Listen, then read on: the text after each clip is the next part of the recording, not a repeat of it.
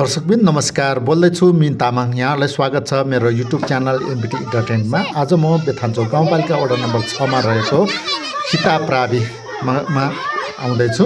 यहाँ देख्दै हुनुहुन्छ प्राकृतिक हरियाली सुन्दरताले भरिएको र एकदम मनमोहक दृश्यभित्र रहेको सीता प्रावि विद्यालय र विगत कोरोना कालभन्दा अगाडि बेथान्चोककै नमुना विद्यालयको रूपमा चिनेको यो सीता प्रावि विभिन्न फुल बगैँचाभित्रमा रहेको छ र यो बगैँचाहरू चाहिँ विद्यार्थी आफैले निर्माण गरेको र 3 वटा विद्यालय भवनमा अवस्थित यो सीता प्राविमा अहिले एमजिएमएल को माध्यमबाट एमजिएमएल तरिकाबाट चाहिँ शिक्षण सिकाइ क्रियाकलाप गरिन्छ। यहाँले कक्षा कोठामा पनि देख्न सक्नुहुन्छ कसरी शिक्षण सिकाइ क्रियाकलाप भइरहेछ भनेर। यहाँ चाहिँ बालबालिका नै आफै एक्टिभ भएर शिक्षण सिकाइ क्रियाकलापमा लागिरहेको देख्न सक्नुहुन्छ। यसमा चाहिँ कक्षा कोठाहरू विशेष किसिमले व्यवस्थापन गरेको हुन्छ र विद्यार्थी बसाइ व्यवस्थापन पनि विशेष किसिमले गरेको हुन्छ। यहाँहरू देख्न सक्नुहुन्छ विद्यार्थीहरू आफ्नै ग्रुपमा गरेका छन् र विभिन्न शैक्षिक क्रियाकलाप र विभिन्न खेलहरू आफै क्रिएट गरिन्छ। यो चाहिँ विद्यालयको हाफ टाइमको समय हो। यहाँ खेल्दैछन्। यहाँ चाहिँ बच्चाहरू जिजाजु नामको चाहिँ खेलहरू खेल्दैछन्। तपाईँहरू देख्न सक्नुहुन्छ यो अचम्मको खेल। यो कुनै पनि पाठ्यक्रम र पाठ्यपुस्तकमा उल्लेख नभएको विद्यार्थी आफैले सिर्जना गरेको खेल हो। यो चाहिँ प्राय यहाँको विद्यार्थीले चाहिँ खेलिरहेको हुन्छन् र तपाईँहरू पनि यहाँ आउनुभयो भने देख्न सक्नुहुन्छ। यहाँको विद्यार्थीहरूले चाहिँ प्राय नयाँ नौलो किसिमको खेलहरू खेलिरहेको हुन्छ। यो जिजाजी खेलमा चाहिँ एकदम अनौठो तरिकाले चाहिँ खेल्ने गरिन्छ। यहाँ चाहिँ विशेष नियम हुन्छ। यहाँ देख्न सक्नुहुनेछ।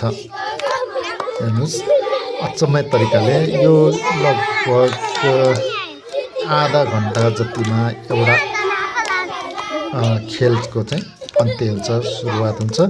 यो चाहिँ उनीहरूले विद्यालयको खाजा समय सकिसकेपछि खेल्ने गरिन्छ। यो एमजिएमएल पद्धतिमा चाहिँ विभिन्न नयाँ सृजनात्मक प्रयोगात्मक रूपमा चाहिँ विद्यार्थीहरू सक्रिय हुने भएर उनीहरूको क्रिएटिभ माइन्डको विकास हुने हुँदा यहाँ चाहिँ विभिन्न खालको खेल गतिविधिहरू हुन्छ र यो चाहिँ विभिन्न कार्डहरूको सिकाइ सिडीको माध्यमबाट पढिने भएकोले पढाउने र पढिने भएकोले चाहिँ यो चाहिँ एकदम क्रिएटिभ छ। यसमा चाहिँ अब शिक्षक एउटा सहजकर्ताको रूपमा मात्रै रहन्छ र विद्यार्थी र अभिभावक पनि सक्रिय हुनुपर्छ। यहाँ चाहिँ अरूमा जस्तो कालो पाटी वा सेतो पाटीको अगाडि गएर लेक्चर दिइरहनु पर्दैन शिक्षकले। यहाँ चाहिँ शिक्षक सहयोगी भूमिकामा मात्रै रहन्छ र विभिन्न तरिकाले चाहिँ गर्न सकिन्छ। यहाँ चाहिँ हरेक विद्यार्थीहरू चाहिँ शिक्षण सिकाइमा सहभागी हुन्छ। जो सिकाइमा अब्बल र निर्बल जो भए पनि आफ्नो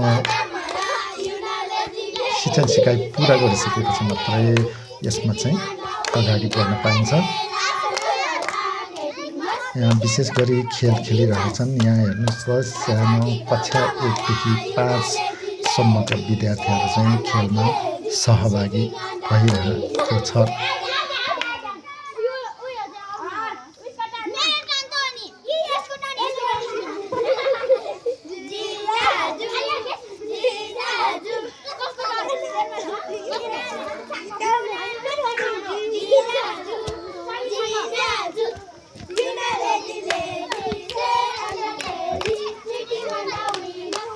यहाँहरूलाई यस्तै भिडियो हेर्न चाहनुहुन्छ भने मेरो युट्युब च्यानल एमबिटी इन्टरटेनमेन्टमा गएर हेर्न सक्नुहुनेछ र भिडियो हेरेपछि लाइक कमेन्ट सेयर गरेर मेरो च्यानल अगाडि बढ्नको लागि सहयोग गरिदिनु हुन अनुरोध गर्दै यो भिडियो तपाईँहरूको लागि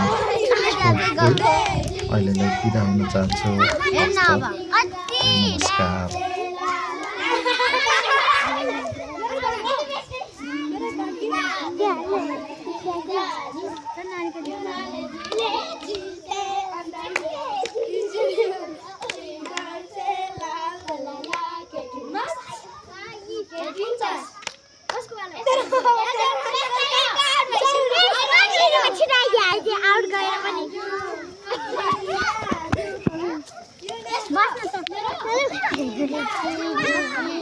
बस नभए त के हो हात किन त्यसो गरायो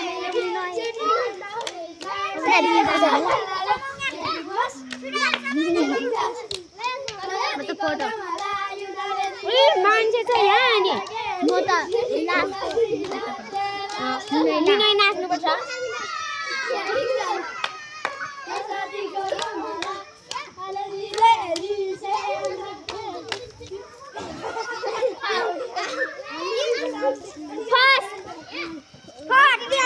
First!